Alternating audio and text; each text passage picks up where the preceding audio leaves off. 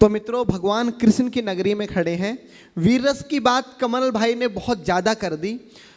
आपको ये बात मालूम होगी कि परसों एक महत्वपूर्ण त्योहार है।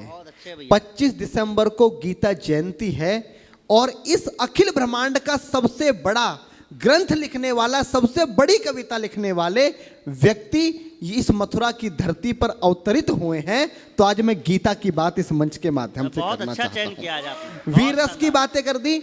मैं चाहता हूं तो मेरे पास में तालियों का विस्फोट वाली इतनी कविता है कि आपकी तालियां बंद नहीं होंगी, लेकिन मथुरा की धरती पर खड़े होकर मैं अपने कर्तव्य से वंचित नहीं हो सकता। तो मैं आपको अपना सर्वश्रेष्ठ देकर जाऊंगा, जो मेरे जीवन की सर्वश्रेष्ठ कविता है। और वो YouTube पर अभी कहीं नहीं है, मैंने सारे YouTube चैनल से हटवा दी है। अगर पहली बार वो कविता डलेगी तो वो विश्वान न्यूज चैनल से डलेगी। भैया ठीक से रिकॉर्ड करवा लेना, मैं पूरे मन के साथ गीता वाली कविता को सुनूंगा। एक बार जोरदार तालियां बजाकर मुझे आदेशित करें, जितना आपका मन करेगा उतनी देर कविता पढ़ूंगा, उससे अलग नहीं करूंगा। बाबूजी आपको चरण स्पर्श करते हुए मैं कविता पाठ शुरू करता हूं। आदरणीय डॉक्टर साहब बैठे हैं, मैंने बहुत सारे अतिथि देखे। चौधरी साहब बैठे हैं, डॉक्टर साहब बैठे हैं। अतिथि आते हैं, दीप जलाते हैं और चले जाते हैं। पहले कवि से लेके अंतिम कवि तक बैठकर कवि सम्मेलन सुनने वाले मैं पूरे जीवन में पहले अतिथि देख रहा हूं। एक बार जोरदार तालियां डॉक्टर अशोक जी के सम्मान में बजाएं। मैं दादा शुरू करता हूं। स्वागत भैया। जब भगवान श्री कृष्ण कौरवों के पास गए तो उन्होंने कहा, अगर आप आधा राज्य नहीं दे सकते तो केवल 5 ग्राम दे दीजिए। और इतना बड़ा हस्तिनापुर का साम्राज्य है, 5 गांव देना कोई बड़ी बात नहीं है। मैं 5 गांवों पर पांडवों को मना लूंगा और इस भीषण विध्वंस को दुर्योधन टाला जा सकता है। पर दुर्योधन ने भगवान श्री कृष्ण को अपमानित करके भगा दिया और बोल दिया कि ग्वाले यहां से भाग जा और उन 5 व्यक्तियों को बता देना कि बिना युद्ध के मैं सुई की नोक बराबर भी जमीन नहीं दूंगा। भगवान ने युधिष्ठिर से आके कहा कि अब तुम्हारे सामने युद्ध ही शेष है, वरना तुम्हारे पास कुछ नहीं बचता। और यहां से पंक्तियां जन्म लेती है। कुरुक्षेत्र का मैदान है, एक तरफ कौरवों की सेना है कमल, एक तरफ पांडवों की सेना है। यहां से कविता जन्म लेती है कि तलवार धनुष। मैं भी बहुत लंबे समय बाद डॉक्टर साहब ये कविता पढ़ रहा हूं। जहां आपका मन करे भैया वहां पर आपका स्नेह प्यार मुझे मिले। मैं भैया शुरू करता हूं। बहुत अच्छे भैया। कि तलवार धनुष और पैदल सैनिक कुरुक्षेत्र में खड़े हुए। एक बिंब बनाता हूं, चित्र बनाता हूं कि तलवार धनुष और पैदल सैनिक कुरुक्षेत्र में खड़े हुए, रक्त पिपासु महारथी एक दूसरे सम्मुख अड़े हुए। कई लाख सेना के सम्मुख पांडव 5 बिचारे थे। एक तरफ थे योद्धा सब, एक तरफ समय के मारे थे। महासमर की प्रतीक्षा में, महासमर की प्रतीक्षा में सारे ताक रहे थे जी। और पार्थ के रथ को स्वयं केशव हाँक रहे थे जी। बहुत बस इतना आपका प्रेम मिलेगा तो मेरा काम चल जाएगा, क्योंकि जो बड़ी कविता होती है वो तालियों की मोहताज नहीं होती। कि और पार्थ के रथ को स्वयं केशव हाँक रहे थे जी। रणभूमि के सभी नजारे देखने में कुछ खास लगे। माधव ने अर्जुन को देखा, अर्जुन उन्हें उदास लगे। कुरुक्षेत्र का महासमर एक पल में तभी सजा डाला। 5 जन्य उठा कृष्ण ने मुख से लगा बजा डाला। हुआ शंखनाद जैसे ही सबका गर्जन शुरू हुआ। रक्त बिखरना हुआ शुरू और सबका मर्दन शुरू हुआ। कहा कृष्ण ने उठ पार्थ, कहा कृष्ण ने उठ पार्थ और एक आंख को मीच जरा, गांडी पर रख बाणों को, पिरतिंचा को खींच जरा। और आज दिखा दे रणभूमि में, आज दिखा दे रणभूमि में योद्धा की तासीर। यहाँ इस धरती पर कोई नहीं अर्जुन के जैसा वीर। यहाँ इस धरती पर कोई नहीं अर्जुन के जैसा वीर। यहाँ सुनी बात माधव की तो अर्जुन का चेहरा उतर गया। सुनी बात माधव की तो अर्जुन का चेहरा उतर गया। एक धनुर्धारी की विद्या मानो चूहा उतर गया। बोले पार्थ सुनो का ना, बोले पार्थ सुनो का ना, जितने ये सम्मुख खड़े हुए हैं हम तो इनसे सीख सीख कर सारे भाई बड़े हुए हैं। इधर खड़े बाबा भीष्म ने मुझको गोद खिलाया है। गुरु द्रोण ने धनुष बाण का सारा ज्ञान सिखाया है। सभी भाई पर प्यार लुटाया कुंती मात हमारी ने, कमी कोई नहीं छोड़ी थी प्रभु माता गांधारी ने। ये जितने गुरुजन खड़े हुए हैं सभी पूजने लायक हैं। माना दुर्योधन दुशासन थोड़े से नालायक हैं। मैं अपराध क्षमा करता हूं, अरे मैं अपराध क्षमा करता हूं। बेशक हम ही छोटे हैं, ये जैसे भी हैं आखिर माधव सब ताऊ के बेटे हैं। बहुत बहुत आभार कि जैसे भी हैं। बहुत बढ़िया डॉक्टर साहब कि जैसे भी हैं आखिर माधव सब ताऊ के बेटे हैं और छोटे से भूभाग की खातिर हिंसक नहीं बनूंगा मैं।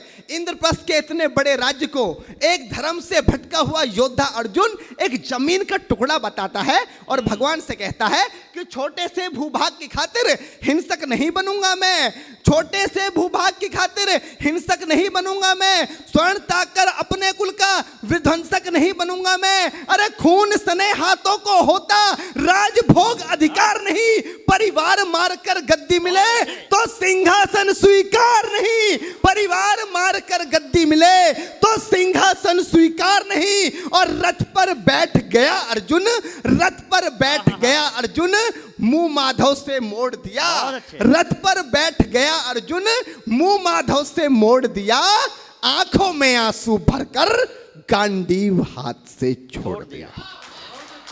बहुत जिंदाबाद दिया। आंखों में आंसू भरकर गांडीव हाथ से छोड़ दिया। गांडीव हाथ से जब छूटा माधव भी कुछ अकुलाए थे। भगवान ने सोचा कि इसने तो बेइज्जती करा दी, इससे अच्छा तो मैं शंखनाद नहीं करता, पर भगवान अपनी बेइज्जती कभी स्वीकार नहीं करते कि गांडीव हाथ से जब छूटा माधव भी कुछ अकुलाए थे। शिष्ट पार्थ पर गर्व हुआ, मन ही मन हर्षाए थे। भगवान ने सोचा इसका सब कुछ जा रहा है, लेकिन यह भी परिवार की बात कर रहा है, संस्कार की बात कर रहा है, तो कहीं ना कहीं मेरे संस्कार हैं कि गांडीव हाथ से जब छूटा माधव भी कुछ अकुलाए थे। शिष्य पार्थ पर गर्व हुआ, मन ही मन मुस्काए थे। मन में सोच लिया अर्जुन की बुद्धि ना सड़ने दूंगा, समर भूमि में पार्थ को कमजोर नहीं पड़ने दूंगा। धर्म बचाने की खातिर एक नव अभियान शुरू हुआ। उसके बाद जगत गुरु का गीता ज्ञान शुरू हुआ, उसके बाद जगत गुरु का गीता ज्ञान शुरू हुआ। एक नजर में एक नजर में एक नजर में एक नजर में रणभूमि के कनकन डोल गए माधव। टकटकी बांधकर देखा अर्जुन, एकदम बोल गए माधव, पार्थ मुझे पहले बतलाते, ए पार्थ मुझे पहले बतलाते, मैं संवाद नहीं करता। पार्थ मुझे पहले बतलाते, मैं संवाद नहीं करता। तुम सारे भाइयों की खातिर कोई विवाद नहीं करता। पांचाली के तन पर लिपटी साड़ी खींच रहे थे वो, दोषी वो भी उतने ही हैं जबड़ा भींच रहे थे जो। घर की इज्जत तड़प रही, कोई दो टूक नहीं बोले।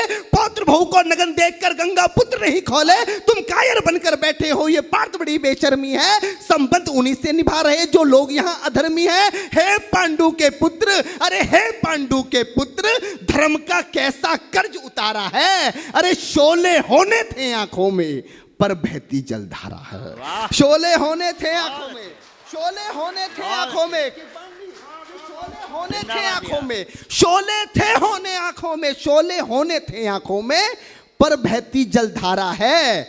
और गांडीव उठाने में पार्थ, गांडीव उठाने में पार्थ जितनी भी देर यहां होगी, गांडीव उठाने में पार्थ जितनी भी देर यहां होगी, इंद्रप्रस्थ के राजभवन में उतनी अंधेर वहां होगी। वाह, आभार। कविता को समझने वाले लोग बैठे हैं, कम लोग अगर कविता समझने वाले हों तो कवि की सार्थकता होती है। गांडीव उठाने में पार्थ जितनी देर यहां होगी, इंद्रप्रस्थ के राजभवन में उतनी अंधेर वहां होगी। इंद्रप्रस्थ के राजभवन में अधर्म धर्म की गहराई में खुद को नाप रहा अर्जुन, अधर्म धर्म की गहराई में खुद को नाप रहा अर्जुन। अश्रुधार फिर तेज हुई और थरथर कांप रहा अर्जुन। हे पार्थ मुझे बतलाओ, कुलनाशक कैसे बन जाऊं, रक्त सिंहासन लाशों पर मैं शासक कैसे बन जाऊं। कैसे उठेंगे कर उन पर जो कर पर अधर लगाते हैं। कर का मतलब होता है हाथ, अधर का मतलब होता है होठ। जो मेरे हाथों को चूमते हैं उस पर हाथ कैसे उठाऊं, कि कैसे उठेंगे कर उन पर, कैसे उठेंगे कर उन पर जो कर पर अधर लगाते हैं। करने को जिनका स्वागत ये कर भी स्वयं जुड़ जाते हैं। इन्हीं करों ने बाल काल में सबके पैर दबाए हैं, इन्हीं करों को पकड़ करों में पितामह मुस्काए हैं। अपनी बाणों की नोक जो इनकी ओर करूंगा मैं, केशव मुझको मृत्यु दे दो उससे पूर्व मरूंगा मैं। केशव मुझको मृत्यु दे दो उससे पूर्व मरूंगा मैं। बाद युद्ध के मुझे ना कुछ भी पास दिखाई देता है। माधव इस रणभूमि में बस नाश दिखाई देता है। जिंदाबाद। माधव इस रणभूमि में बस नाच दिखाई देता है। बात बहुत भावुक थी किंतु जगत गुरु मुस्काते थे और ज्ञान की गंगा निरंतर चक्रधारी बरसाते थे। जन्म मरण की यहाँ योद्धा बिल्कुल चाह नहीं करते, क्या होगा अंजाम युद्ध का ये परवाह नहीं करते। पार्थ यहाँ कुछ मत सोचो, बस कर्म में ध्यान लगाओ तुम, बाद युद्ध के क्या होगा ये मत अनुमान लगाओ तुम। इस दुनिया के रक्तपात में कोई तो थे साथ नहीं, निज जीवन का करे फैसला नर के बस की बात नहीं। तुम ना जीवन देने वाले नहीं मारने वाले हो, ना जीत तुम्हारे हाथों में तुम नहीं हारने वाले हो। ये जीवन दीपक की भांति यूं ही चलता रहता है, पवन वेग से बुझ जाता है वरना जलता रहता है। मानव वश में शेष नहीं कुछ फिर भी मानव डरता है, मानव वश में शेष नहीं कुछ फिर भी मानव डरता है। वह मरकर भी अमर हुआ जो धर्म की खातिर मरता है, वह मरकर भी अमर हुआ जो धर्म की खातिर मरता है। ना सत्ता सुख से होता है ना सम्मानों से होता है। डॉक्टर साहब अभी यहां पर शहीदों की बात की, दुनिया का सबसे बड़ा सम्मान क्या होता है? पार्थ ने गीता में अर्जुन को बताया कि ना सत्ता सुख से होता है ना सम्मानों से होता है, जीवन का सार सफल केवल बस बलिदानों से होता है।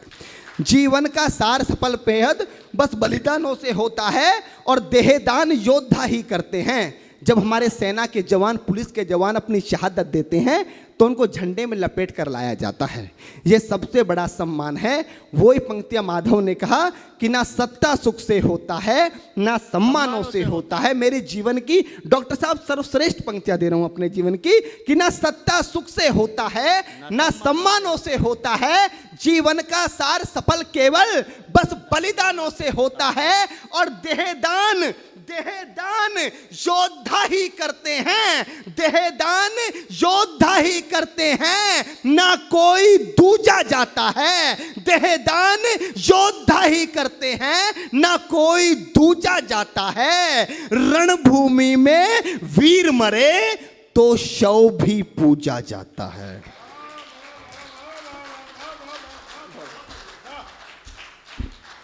देहदान योद्धा ही करते हैं ना कोई दूजा जाता है। रणभूमि में वीर मरे तो शव भी पूजा जाता है। और योद्धा की प्रवृत्ति जैसे खोटे शस्त्र बदलती है। कविता की एक सर्वश्रेष्ठ पंक्तियां देता हूं क्योंकि गीता में भगवान कृष्ण बताना क्या चाह रहे थे कि योद्धा की प्रवृत्ति जैसे कमल बैठ कि योद्धा की प्रवृत्ति जैसे खोटे शस्त्र बदलती है। पंक्ति पर आपका ध्यान चाहूंगा कि योद्धा की प्रवृत्ति जैसे खोटे शस्त्र बदलती है, वैसे मानव की दिव्य आत्मा दैहिक वस्त्र बदलती है। बहुत अच्छी बात, बहुत बढ़िया। वैसे मानव की दिव्य आत्मा दैहिक वस्त्र बदलती है। ये मान और सम्मान बताओ, जीवन के अपमान बताओ। उसके बाद अर्जुन कहता है कि ये मान और सम्मान बताओ, जीवन के अपमान बताओ। जीवन मृत्यु क्या है माधव, रण में जीवन दान बताओ। काम क्रोध की बात कही तो मुझको उत्तम काम बताओ। अरे खुद को ईश्वर कहते हो तो जल्दी अपना नाम बताओ, खुद को ईश्वर कहते हो तो जल्दी अपना नाम बताओ। इतना सुनते ही माधव का धीरज पूरा डोल गया। तीन लोक का स्वामी फिर बेहद गुस्से में बोल गया, अरे कान खोलकर सुनो पार्थ, मैं ही त्रेता का राम हूं। कान खोलकर सुनो पार्थ, मैं ही त्रेता का राम हूं। कृष्ण मुझे सब कहते हैं, मैं द्वापर का घनश्याम हूं। रूप कभी नारी का रखकर मैं ही केस बदलता हूं। धर्म बचाने की खातिर मैं अनगिन वेश बदलता हूं। विष्णु जी का दशम रूप में परशुराम मत वाला हूं। नाग कालिया के फन पे मैं मर्दन करने वाला हूं। बाकासुर और महिषासुर को मैंने जिंदा गाड़ दिया, बाकासुर और महिषासुर को मैंने जिंदा गाड़ दिया। नरसिंह बनकर धर्म की खातिर हिरण्यकश्यप फाड़ दिया, नरसिंह बनकर धर्म की खातिर हिरण्यकश्यप फाड़ दिया। और रथ नहीं कहीं भी चलता है, रथ नहीं कहीं भी चलता है, बस मैं ही आगे बढ़ता हूं। जब मैं गीता का 10वां अध्याय पढ़ रहा था तो 10वें अध्याय पर पूरी दुनिया का मैनेजमेंट कुर्बान किया जा सकता है, पर पूरी दुनिया का मैनेजमेंट मात्र 2 मिनट 2 पंक्तियों में समेटा कि ना कि कान खोलकर सुनो पार्थ, मैं ही त्रेता का राम हूँ, कृष्ण मुझे सब कहते हैं, मैं द्वापर का घनश्याम हूँ, रूप कभी नारी का रखकर मैं ही केस बदलता हूँ, धर्म बचाने की खातिर मैं अनगिन वेश बदलता हूँ, विष्णु जी का 10वें रूप में परशुराम मतवाला हूँ, नाग कालिया के फन पे मैं मर्दन करने वाला हूँ, बाकासुर और महिषासुर को मैंने जिंदा गाड़ दिया, नरसिंह बनकर धर्म की खातिर हिरण्यकश्यप फाड़ दिया, और रथ नहीं तनिक भी चलता है, बस मैं ही आगे बढ़ता हूं, गांडीव हाथ में तेरे है, पर रणभूमि में मैं लड़ता हूं।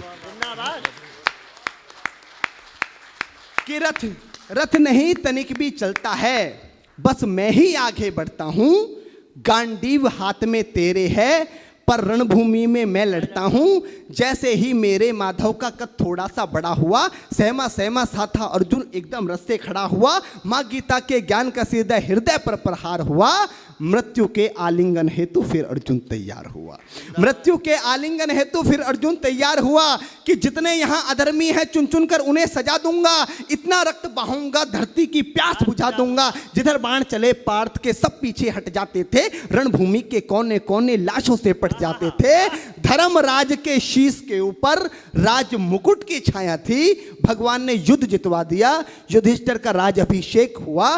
कविता की अंतिम 2 पंक्तियां, कि धर्मराज के शीश के ऊपर राज मुकुट की छाया थी, पर सारी दुनिया जानती थी ये बस केशव की माया थी। कि धर्मराज के शीश के ऊपर राज मुकुट की छाया थी, पर सारी दुनिया जानती थी ये बस केशव की माया थी। और धर्म किया स्थापित जिसने, धर्म किया स्थापित जिसने, दाता दया निधान की जय, हाथ उठाकर सारे बोलो चक्रधारी भगवान की जय। जिंदाबाद। वाह वाह।